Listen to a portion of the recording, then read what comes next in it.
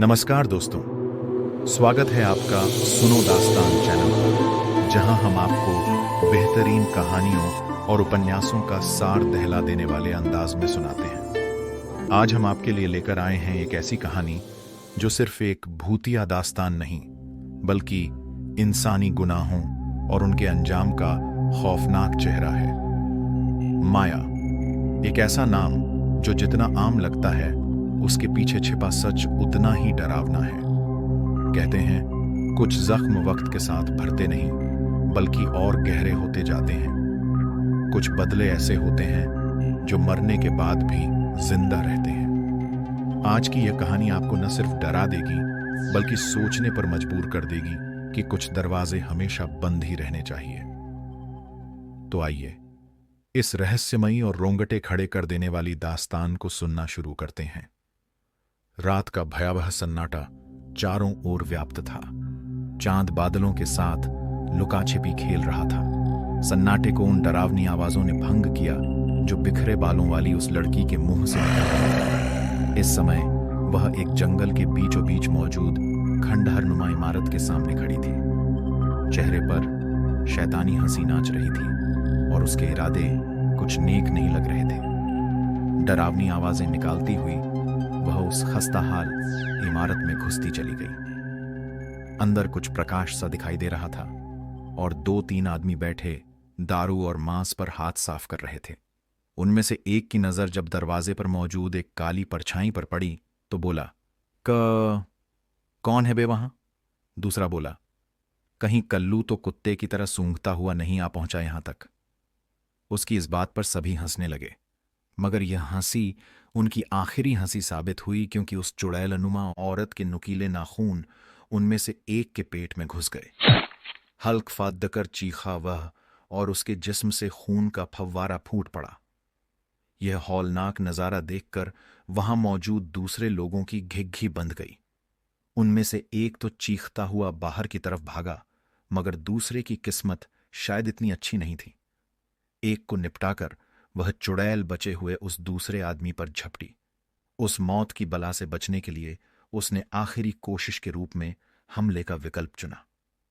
उसने जल्दी से वहां रखी बोतल को जमीन पर मारकर फोद्दह लिया, और जैसे ही चुड़ैल उस पर झपटी, खच्चच की आवाज हुई और टूटी बोतल का पैना कांच उसके पेट में घुसता चला गया। जोरदार चीख के साथ माया अपने बिस्तर पर बैठी थी। उसका शरीर पसीने से तरबतर था। सांसें बहुत तेज चल रही थीं, जैसे वह कहीं दूर से दौड़कर आई हो। उसने जल्दी से लाइट जलाई और इधर उधर का निरीक्षण सा करने के बाद उसे यकीन हुआ कि वह घर पर ही है, और कुछ देर पहले जो घटा था वह एक सपना था, बहुत डरावना सपना। ऐसा भयानक सपना जिसमें वह खुद को एक चुड़ैल के रूप में देख रही थी। सुबह उसने अपने माता पिता से जब सपने का जिक्र किया तो वे चिंतित हो उठे, क्योंकि यह पहली बार नहीं हुआ था, बल्कि पिछले 1 महीने में कई बार माया को इसी प्रकार के डरावने सपने आ रहे थे। शुरू शुरू में तो माया ने इनको साधारण सपने ही समझा, लेकिन बार बार ऐसे भयानक सपने आना कहीं किसी अनहोनी का संकेत तो नहीं है, या फिर इन सपनों के जरिए कोई आत्मा उनको कुछ बताना चाहती है। यह सब सोचते हुए उसने इन सपनों का जिक्र अपनी मां से किया। उसके बाद मां बेटी एक मनोचिकित्सक के पास गईं, जिनका नाम शहर के जाने माने मनोचिकित्सकों में शुमार किया जाता था। उनका नाम था डॉ मनोहर गुप्ता। उन्होंने कुछ दवाई और कुछ महत्वपूर्ण सलाह दी, मगर डॉक्टर से मिलने के 1 सप्ताह बाद ही आज फिर माया को एक भयानक सपना आ चुका था। अब माया के पापा को उनके एक मित्र ने सलाह दी कि वे किसी पैरानॉर्मल विशेषज्ञ से इस विषय में सलाह मशविरा करें तो बेहतर रहेगा, और वह एक ऐसे आदमी को जानते भी थे जो भूत प्रेतों और भटकती रूहों के विषय में बहुत कुछ समझ रखते थे। उनका नाम था बलभिक्षु, जो किसी तांत्रिक जैसा पहनावा पहनते थे। उन्होंने बताया कि यह कोई भटकती रूह है जिसका कोई न कोई नाता माया से रहा है, और यह सपने आना कोई इत्तेफाक नहीं है, बल्कि वह आत्मा कुछ चाहती है। मगर अभी यह भी नहीं कहा जा सकता कि वह आत्मा माया का कुछ बिगाड़ना चाहती है या नहीं। मगर एक बात मैं अवश्य कह सकता हूं कि समय के साथ साथ इन सपनों का बुरा असर माया के जीवन पर पड़ सकता है। यहां तक कि एक समय ऐसा भी आ सकता है कि इन्हें सपने और हकीकत में फर्क भी महसूस नहीं होगा और इस हालत में यह कुछ गलत भी कर सकती हैं। इन सब का स्थायी इलाज फिलहाल तो संभव नहीं है, लेकिन कुछ हद तक यह सब काबू में करने के लिए मैं यह ताबीज दे रहा हूं। जब तक यह माया के पास रहेगा, वह आत्मा इसका कोई अहित नहीं कर सकेगी। अगले दिन ही माया ने अपूर्व को यह सब बताया जो पिछले काफी समय से उसके साथ घट रहा था। यह सब सुनकर वह हैरान रह गया। वह माया को बहुत प्यार करता था और उसके साथ शादी करना चाहता था।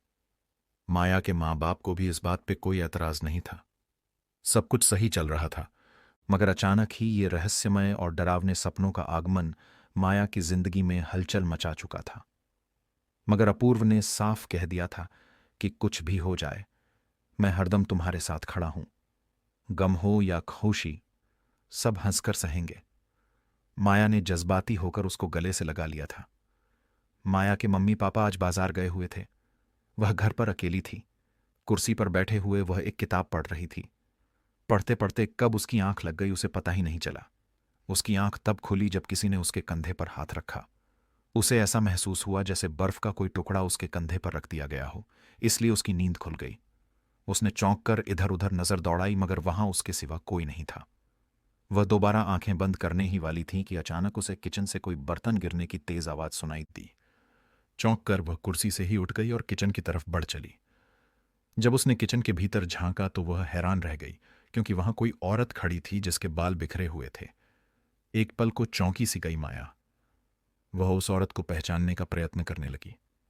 का कौन हो तुम और यूं अंदर कैसे आई? उस रहस्यमय औरत ने जब चेहरे से अपने बाल हटाए तो उसकी सूरत देखकर चौंक पड़ी माया। नंदिनी तुम? हां, वह नंदिनी ही थी, उसकी सबसे अच्छी दोस्त जो स्कूल और कॉलेज में भी उसके साथ पढ़ी थी, मगर फिर एक दिन रहस्यमय तरीके से कहीं गायब हो गई थी। और एकाएक ही वह यहां कैसे आ गई? उसे उसके सवालों के जवाब मिलते उससे पहले ही नंदिनी ने जोर से उसका हाथ पकड़ा और घर से बाहर खींचने लगी।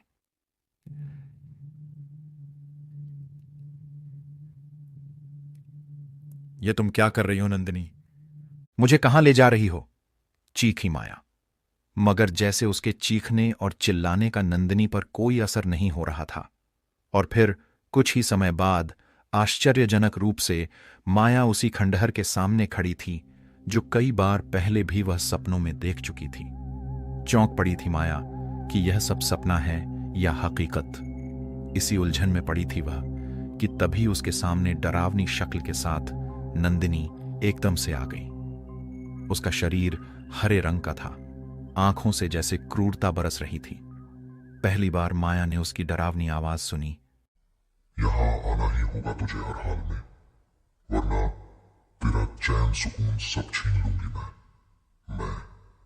गुनाहगारों को मरना ही होगा, मैं बदला लूंगी। यह कहकर वह हंसने लगी, जोर जोर से हंसने लगी। उसकी शैतानी हंसी से माया का दिल दहल उठा था। वह वहां से भागना चाहती थी, मगर जैसे उसके पैर जम गए थे। हर पल नंदिनी का रूप और भयानक होता जा रहा था। माया डर से चीखना चाहती थी, मगर दहशत उस पर कुछ इस तरह हावी थी कि उसके मुंह से गूं गूं की आवाज ही निकल रही थी। शरीर पसीने से तरबतर था। माया, माया। जब उसकी आंखें खुली तो उसे कोई बुरी तरह झंझोड़ कर उठा रहा था। माया जब कुछ समझने के लायक हुई तो उसे सामने ही अपनी मां दिखाई दी, जो उसे नींद से जगा रही थी। जल्दी ही माया समझ गई थी कि वह फिर से एक भयानक सपना देख रही थी। अब की बार वह मां से लिपटकर फूट फूट कर रोने लगी। मां ने हौसला देते हुए कहा, सब कुछ ठीक हो जाएगा बेटी, तू चिंता मत कर। अगले ही दिन माया और अपूर्व नंदिनी के मां बाप के पास गए। माया ने नंदिनी की मां से पूछा, आंटी, पुलिस नंदिनी के बारे में क्या कहती है? निराशा और आंसुओं के साथ उन्होंने बताया, शुरुआत में तो पुलिस ने बहुत ही सरगर्मी से नंदिनी को तलाश किया था, लेकिन धीरे धीरे उसकी गुमशुदगी पुलिस की फाइलों में गुम होकर रह गई। मगर आज इतने दिनों बाद तू उसका जिक्र क्यों कर रही है? क्या तुझे नंदिनी के बारे में कुछ पता चला है बेटी? नहीं आंटी, मगर मुझे बार बार नंदिनी के सपने आते हैं, जैसे वह मुझे कुछ बताना चाहती हो। जब माया ने उनको सब कुछ बताया तो उनके मुंह से आह निकल गई। लगता है मेरी बच्ची अब इस दुनिया में नहीं रही, मगर एक बार उसका चेहरा ही दिख जाए, बस, जिंदा या मुर्दा। यह कहकर वह रोने लगी। उनके पति ने उनको संभाला। अपूर्व और माया ने वहां से विदा ली। अब उनका अगला ठिकाना था पुलिस स्टेशन।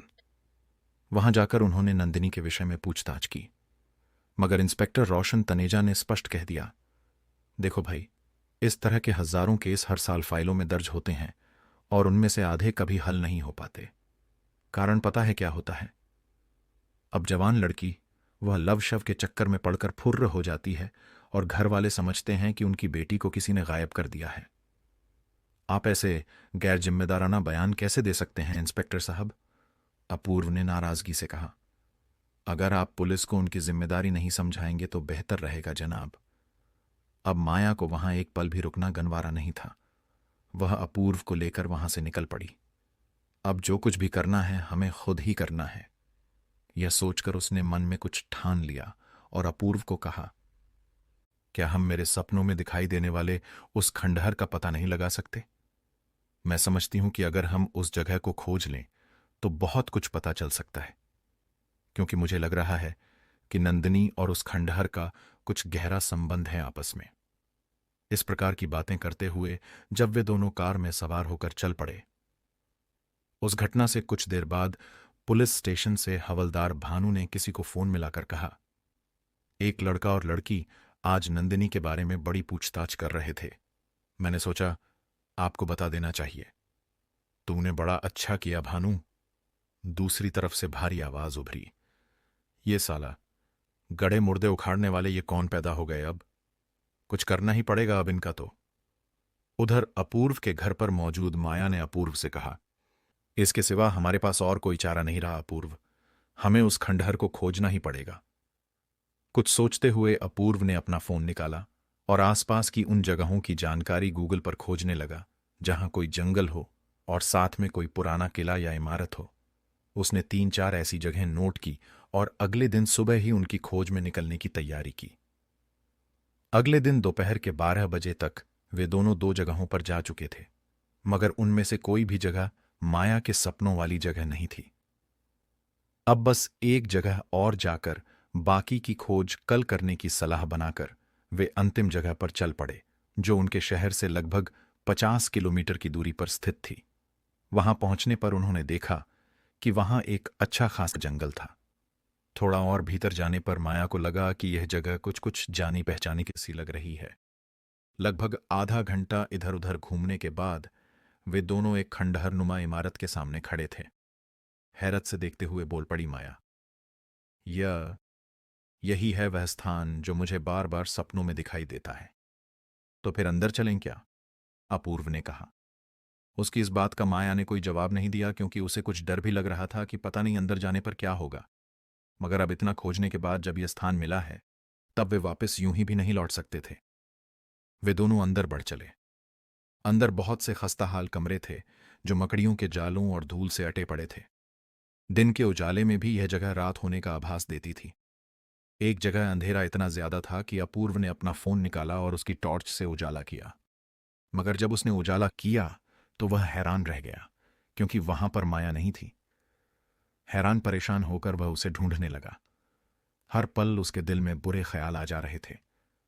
अब वह चीख चीख कर उसे पुकारने लगा, माया, माया।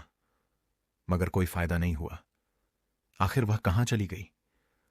अभी वह यह सब सोच ही रहा था कि उसके सिर पर पीछे से एक वार हुआ। वार इतना जबरदस्त था कि अपूर्व की आंखों के आगे अंधेरा छा गया और वह बेहोश होकर गिर पड़ा। अपूर्व को जब होश आया तो उसने खुद को हॉलनुमा एक बड़े कमरे में मौजूद पाया। कराहते हुए धीरे धीरे उसने अपनी आंखें खोली। उसे सिर के पिछले हिस्से में अब भी थोड़ा दर्द महसूस हो रहा था। होश में आते ही उसे सबसे पहले माया का ही ख्याल आया। वह चिंतित हो उठा कि माया पता नहीं कहां और किस हालत में होगी। वह एकाएक यूं गायब कैसे हो सकती है? और मुझ पर पीछे से वार करने वाला कौन है? ऐसे अनेकों सवाल अपूर्व को उलझन में डाले हुए थे। उसने वहां से उठकर बाहर जाने का निश्चय किया ताकि बाहर जाकर माया को ढूंढ सके। वहां से जाते वक्त अचानक उसकी नजर कमरे के एक कोने में पड़ी और वह चौंक पड़ा क्योंकि वहां पर एक लड़की औंधे मुंह जमीन पर पड़ी थी। देखने से लग रहा था कि वह बेहोश अवस्था में थी। कहीं वह माया ही तो नहीं है? मन में यह सवाल लिए वह जब उसके नजदीक पहुंचा तो उसने देखा कि उसके जिस्म पर सफेद शर्ट और नीले रंग की जीन्स थी। जिज्ञासावश अपूर्व उसके पास बैठ गया और जब उसने लड़की को सीधा किया तो उसके सामने एक खूबसूरत चेहरा था जो उसकी माया का तो हरगिज नहीं था। यह लड़की कौन है और यहां कैसे पहुंची? यह एक और नया सवाल अब अपूर्व के सामने मुंह बाए खड़ा था। ओहो, तो जनाब को होश आ ही गया। तभी यह भारी भरकम आवाज उसके कानों में पड़ी। अपूर्व ने देखा कि एक लंबा तगड़ा युवक दरवाजे के बीचों बीच खड़ा था। उसके हाथ में एक रिवॉल्वर था जिसको लहराता हुआ वह अपूर्व की ओर बढ़ा। हां तो हीरो, अब ये बताओ तुम इस खंडहर में क्या करने आए थे? वैसे तो अपूर्व यूं डर जाने वालों में से नहीं था। वह एक मजबूत जिस्म का मालिक भी था, मगर जब रिवॉल्वर उसके सिर पर तना हुआ हो तो वह कर ही क्या सकता था। उसने जवाब दिया, मैं और मेरी दोस्त माया यूं ही घूमते फिरते यहां आ गए थे, मगर यहां आने के कुछ समय बाद ही वह पता नहीं कैसे और कहां गायब हो गई और मुझ पर किसी ने पीछे से हमला किया जिससे मैं बेहोश हो गया। पहले मैं नहीं जान सका था कि यह किसने किया होगा, मगर अब मुझे लग रहा है कि ऐसा करने वाला मैं ही हूं। तुम ठीक समझे, यह सब मैंने ही किया है। मैंने ही अपने आदमी कल्लू द्वारा तुम पर हमला करवाया था। उसके इतना कहते ही 3 आदमी और पीछे से निकलकर वहां आए। उनकी ओर नजरें घुमाते हुए पूछा अपूर्व ने, तुम लोग कौन हो और हमारे साथ ये सब क्यों कर रहे हो? मुझ पर हमला करना और मेरी माया को कहीं गायब कर देना, ये सब क्यों किया तुमने? उसके इन सवालों पर चिल्लाया वह शख्स, ये सारी की सारी गोलियां तेरे भेजे में उतार दूंगा कमीने। हमने तुझ पर हमला जरूर किया है, मगर तेरी माशूका को छिपाने के पीछे हम बिल्कुल नहीं हैं। मेरा नाम भी डायरेक्टर है। तुम जैसियों की झूठी स्टोरी मुझे बहका नहीं सकती। अब सीधे सीधे यहां आने का मकसद बोल, वरना तेरी लाश को यहीं दफन कर डालूंगा। पिछले कई दिनों से ही हमारा आदमी राघव तुम्हारे पीछे पीछे था। हमें खबर मिली थी कि तुम एक लड़की के साथ मिलकर नंदिनी को खोज रहे हो। खुद का अजीब सा नाम डायरेक्टर बताने वाले उस आदमी के मुंह से नंदिनी का नाम सुनकर चौंक पड़ा अपूर्व। यह आदमी कौन है और यह नंदिनी के बारे में क्या और कैसे जानता है? हमारा पीछा करने के पीछे क्या मकसद है इसका? अपूर्व की सोच उस समय बिखर गई जब फिर से बोला वह शख्स जो खुद को डायरेक्टर कहता था। तुम्हारा पीछा करते हुए राघव ने जब मुझे फोन करके बताया कि तुम दोनों यहां घुसे हो तो यह सुनकर मेरा माथा ठनका। फिर मैंने ही राघव से कहा था कि तुम दोनों को बेहोश कर दे। उसके बाद मैं यहां पहुंचकर तुम्हारे यहां आने का मकसद पता करूंगा। लेकिन मेरा दिमाग साला तब सरक गया जब राघव ने मुझे बताया कि तेरी माशूका तेरे साथ नहीं मिली उसे। तुम्हें हमारे यहां आने से क्या समस्या थी? अपूर्व ने डायरेक्टर से पूछ ही लिया। हंसा वह। अब जाकर पूछा है तूने काम का सवाल। तुम्हारे यहां आने से अगर हमें समस्या नहीं होगी तो फिर और किसे होगी? अपूर्व को उसकी पहेली नुमा बातें बिल्कुल समझ नहीं आ रही थीं, जबकि वह कहता जा रहा था, देख हीरो, सभी अपनी जिंदगी को किसी न किसी सनक में या फिर कहो पागलपन में जीते हैं। जैसे कोई धन के पीछे पागल है तो कोई तन के पीछे पागल है। ठीक उसी तरह मैं भी हुस्न परियों के पीछे पागल हूं। जो लड़की मुझे भा जाती है उसे हासिल करने के लिए मैं उतावला हो जाता हूं, लेकिन किसी के जिस्म को चखने के लिए मैं गिड़गिड़ाना या फिर उनके आगे पीछे दुम हिलाना पसंद नहीं करता। हमें जो पसंद आ जाती है उसको उठाकर यहां ले आते हैं, जैसे आज इस लड़की को उठाकर लाए हैं हम। उसने बेहोश लड़की की तरफ इशारा किया।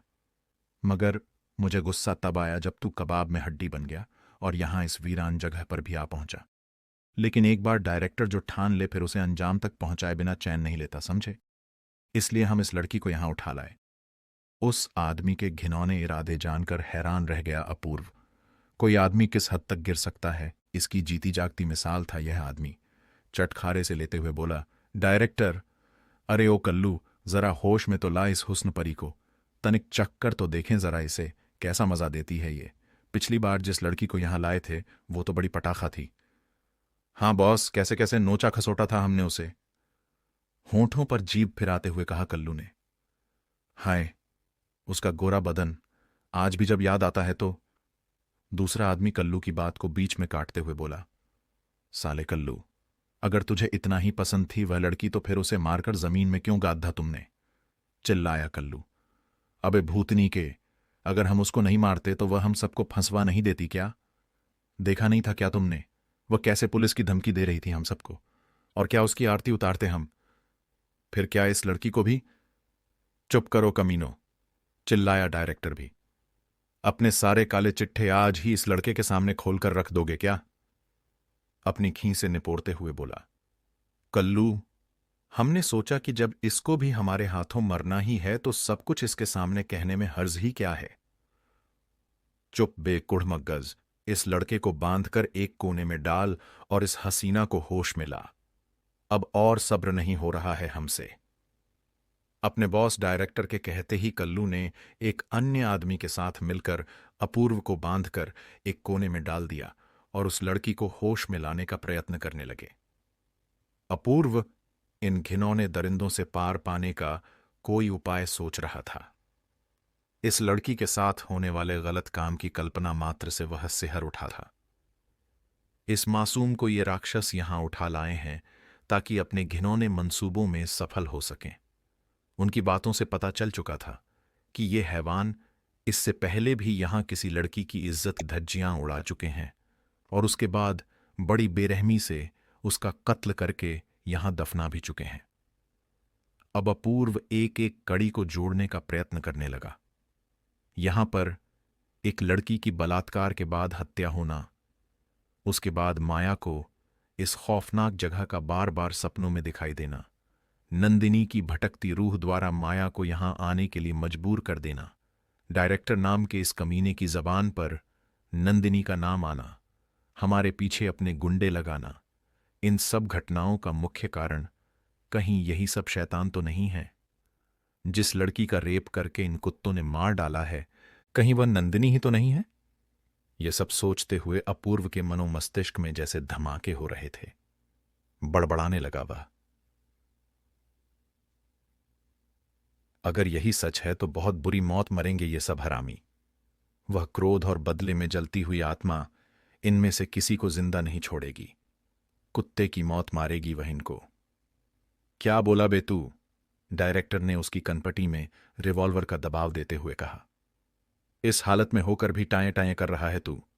जी करता है तुझे अभी निपटा दूं, मगर तुझसे सच उगलवाए बगैर तुझे मार भी तो नहीं सकता। अब तू बक ही दे कि तेरा क्या झमेला है, तू यहां क्या करने आया है और वह तेरी फुलझड़ी कहां है? मैं तो खुद ही माया की गुमशुदगी से हैरान परेशान हूं, और रही यहां आने की वजह तो सुनो। हम दोनों को यहां नंदिनी के कारण आना पड़ा, क्योंकि उसके डरावने सपने बार बार माया को डरा रहे थे। जीना हराम हो चुका था माया का। नंदिनी बार बार इस जगह पर माया को लाने की कोशिश कर रही थी, इसलिए हमको यहां आना ही पड़ा ये जानने के लिए कि आखिर सच क्या है। मैं पहले ही समझ चुका था तुम्हारे यहां आने की वजह, मगर तुम्हारे मुंह से सच सुनना चाहता था। डायरेक्टर ने कहा। तुमने सच उगल दिया। अब मैं भी तुमको नंदिनी के बारे में सब बता ही देता हूं ताकि तुम्हारी छटपटाहट कुछ कम हो जाए। हाँ, यह सच है कि जिस लड़की का रेप और हत्या करके यहां गाड़ दिया गया है वह नंदिनी ही है। अब वह इस दुनिया में नहीं है, मगर तुम ये बकवास डरावने सपनों की बातों को बीच में घुसाकर हमको और मत भटकाओ अब, वरना तुझको ही भटका डालूंगा अब। अपूर्व को अंदाजा तो पहले ही हो चुका था कि शायद अब नंदिनी इस दुनिया में ही ना हो, मगर उसके साथ हुई इतनी दरिंदगी की आशा उसे नहीं थी। बेशक नंदिनी उसकी कुछ नहीं लगती थी, फिर भी उसके बारे में सोचकर ना जाने क्यों अपूर्व की आंखें भींग गईं। उसका जी चाह रहा था कि वह इन सबको अपने हाथों से सजा दे, एक एक को घसीट घसीट कर मारे, इनकी एक एक हड्डी तोड़कर चीलकौओं को खिला दे। मगर इस समय वह बेबस था। उसने अपने जज्बातों पर काबू करते हुए कहा, मैं सच कह रहा हूं। नंदिनी की बेचैन रूह सचमुच भटक रही है और अब उसका मकसद है शायद बदला लेना। इसलिए अब हम सबका यहां रहना बेहद खतरनाक हो सकता है। अगर हम रात होने से पहले यहां से नहीं गए तो वह हम सबको जिंदा नहीं छोड़ेगी। अपूर्व की इस बात से कल्लू के तो जैसे होश ही उड़ गए। बॉस, निकल लो यहां से, मुझे भूतों से बहुत डर लगता है। चुप साले डरपोक, चिल्लाने लगा डायरेक्टर। हम सब यहां से जाएंगे जरूर, लेकिन इससे पहले इसकी माशूका को ढूंढेंगे। रात बेशक हो जाए, इस खंडहर का एक एक कोना छान मारो। हम भी तो देखें जरा कि इसकी जवानी कितनी कड़क है। ठीक है बॉस, हम उसको ढूंढते हैं। यह कहकर कल्लू और उसका साथी रघु माया को तलाशने निकल लिए। तीसरा आदमी राघव उस बेहोश लड़की को उठाकर दूसरे कमरे में ले जाने लगा। उसके पीछे पीछे डायरेक्टर भी वहां से चला गया। अब अपूर्व के पास यही मौका था बचने का। वह बंधनों से आजाद होने की जी तोड़ कोशिश करने लगा।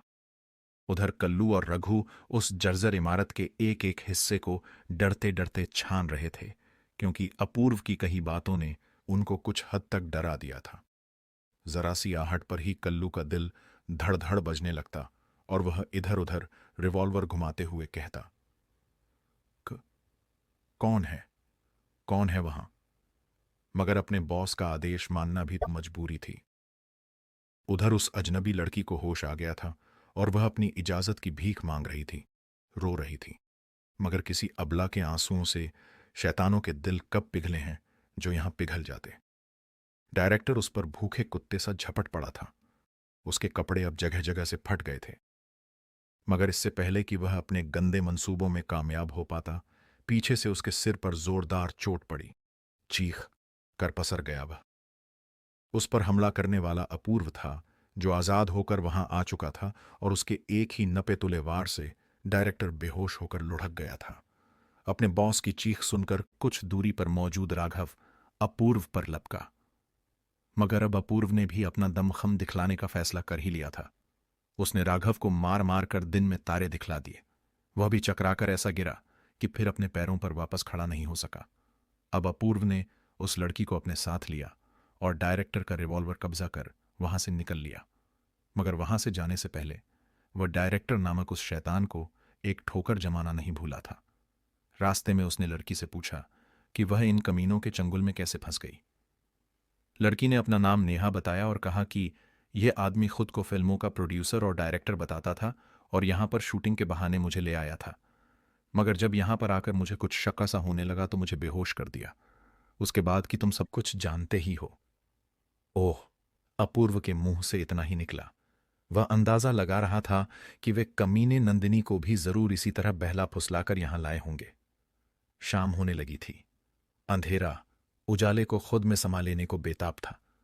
रघु और कल्लू ने खंडहर का बहुत सारा हिस्सा छान मारा, मगर उनको माया कहीं दिखाई नहीं दी। वे अब सुस्ताने के लिए एक जगह बैठ गए। कल्लू तो पसर ही गया। उसी समय उन्हें एक गुर्राहट सी सुनाई देने लगी। आवाज ऐसी थी जैसे कोई जंगली जानवर गुर्रा रहा हो। इधर देखते हुए जब कल्लू की नजरें ऊपर छत की ओर गईं तो वह दहल उठा, क्योंकि ऊपर छत पर एक काली परछाई सी चिपकी हुई थी, जिसकी आंखें अंगारों सी दहक रही थीं। यह खौफनाक नजारा देखकर कल्लू के मुंह से तो चीख ही निकल गई थी। यह चीख अपूर्व और नेहा के कानों में भी पड़ चुकी थी। अपूर्व जल्दी से चीख की दिशा में दौड़ा। नेहा भी उसके साथ ही थी। वहां पहुंचकर जो नजारा अपूर्व के सामने था वह उसके होश उड़ाने के लिए काफी था।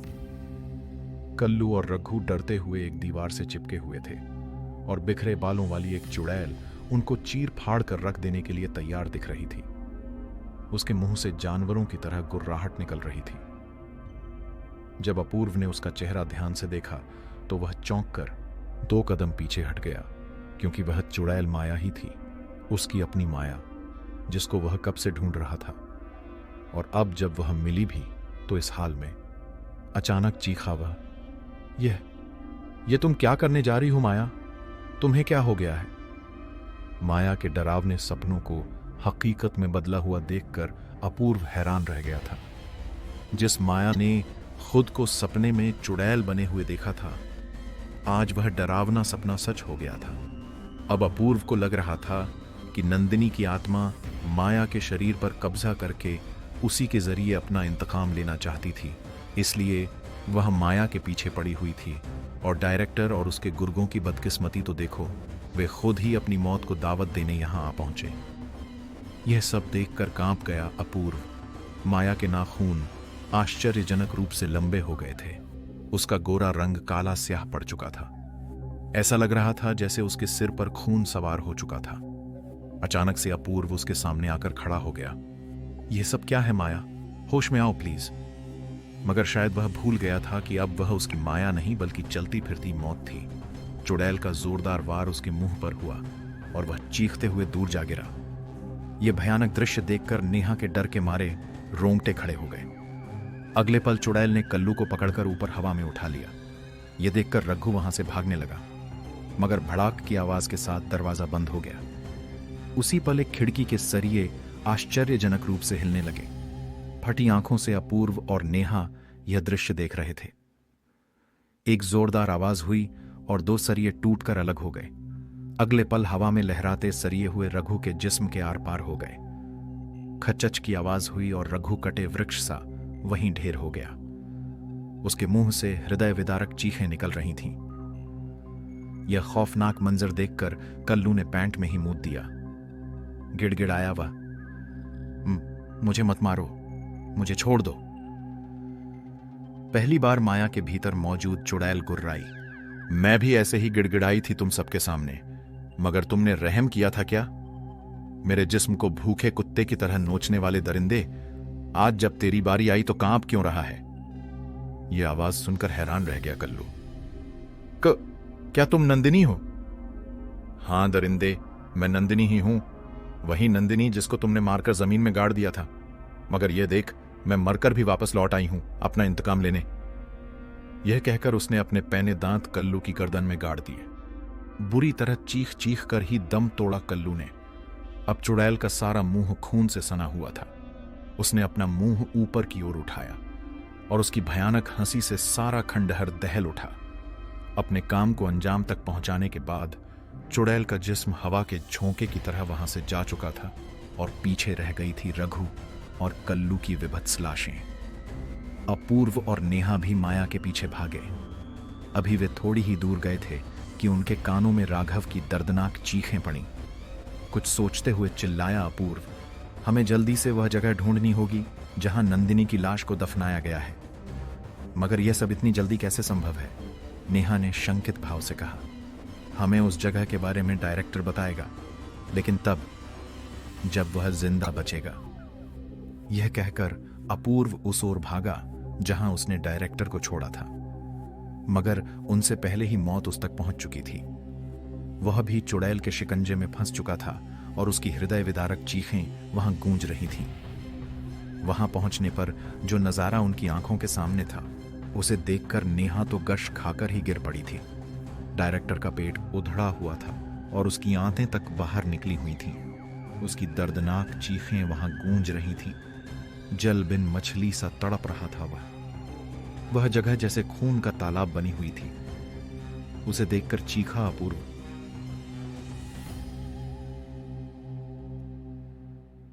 हमें बताओ कि नंदिनी की कब्र कहां है? मरते हुए जवाब दिया उसने, बड़े गेट के पास। हिच। यह कहकर वह मर चुका था, मगर अपना बदला लेकर भी शायद नंदिनी की रूह को चैन नहीं पड़ा था। अब वह गुर्राते हुए अपूर्व और नेहा की ओर बढ़ी। तुम्हारा इंतकाम पूरा हुआ नंदिनी, इसलिए अब तुम मेरी माया के शरीर को छोड़कर चली जाओ, चीख रहा था अपूर्व। मगर उसके एक ही वार से वह और नेहा दूर जा गिरे। तो क्या अब वह हम दोनों को भी मार डालेगी? यह सोचकर कांप उठा था अपूर्व। मगर उसी समय माया के जिस्म को झटके से लगने लगे और फिर अपूर्व और नेहा ने हैरान कर देने वाला नजारा देखा। माया के जिस्म से एक सफेद सी आकृति निकली और कुछ देर हवा में चक्कर काटकर कहीं विलीन हो गई। माया का बेजान सा जिस्म जमीन पर आ गिरा। अपूर्व ने जब तक उसे संभाला, वह बेहोश हो गई थी। उसके बाद अपूर्व ने डायरेक्टर के बताए हुए स्थान को ढूंढकर वहां खुदाई की और वहां से बरामद हुए नंदिनी के अवशेषों का अंतिम संस्कार किया ताकि उसकी आत्मा को मुक्ति मिल सके। उसके पश्चात नेहा ने और उसने खंडहर से बाहर खड़ी गाड़ी में माया के बेहोश जिस्म को डाला और उस खंडहर को पीछे छोड़ते हुए वहां से चल पड़े। रास्ते में माया को होश आ गया तो अपूर्व ने उसे सीने से लगा लिया। ड्राइविंग सीट को नेहा संभाल रही थी और पीछे दो प्रेमी एक दूसरे की बाहों में सिमटे हुए थे। कनखियों से यह सब देखती हुई नेहा मुस्कुरा रही थी। कहानी माया का नैतिक संदेश, मॉरल ऑफ द स्टोरी। माया कहानी हमें यह सिखाती है कि हमारे समाज में होने वाले अत्याचार, विशेष रूप से महिलाओं के खिलाफ, न केवल वर्तमान में बल्कि भविष्य में भी गंभीर परिणाम ला सकते हैं। यह कहानी इस बात पर प्रकाश डालती है कि जब निर्दोष व्यक्तियों के साथ अन्याय होता है तो उसकी गूंज समय और स्थान की सीमाओं को पार कर सकती है, जिससे आने वाली पीढ़ियों को भी उसका प्रभाव महसूस होता है। कहानी यह संदेश देती है कि समाज में कमजोर और निर्दोष लोगों के साथ अन्याय होता है तो उसका प्रभाव केवल उस व्यक्ति तक सीमित नहीं रहता, बल्कि समाज की सामूहिक चेतना पर भी असर डालता है। अन्याय के खिलाफ आवाज उठाना और न्याय सुनिश्चित करना आवश्यक है ताकि पीड़ितों की आत्माएं शांति पा सकें और समाज में संतुलन बना रहे। कुछ रहस्यों को छेड़ना खतरनाक हो सकता है क्योंकि उनके पीछे छिपी सच्चाइयां हमारी समझ से परे हो सकती हैं और अनचाहे परिणाम ला सकती हैं। तो दोस्तों, यह थी आज की कहानी। अगर आपको हमारी यह कहानी पसंद आई हो तो चैनल को सब्सक्राइब करें, वीडियो को लाइक करें और अपनी राय कमेंट में जरूर बताएं। सुनो दास्तान पर हम ऐसी ही और कहानियां आपके लिए लाते रहेंगे। अगली बार फिर मिलते हैं एक नई कहानी के साथ। तब तक के लिए अपना ख्याल रखें और सुनते रहिए सुनो दास्तान।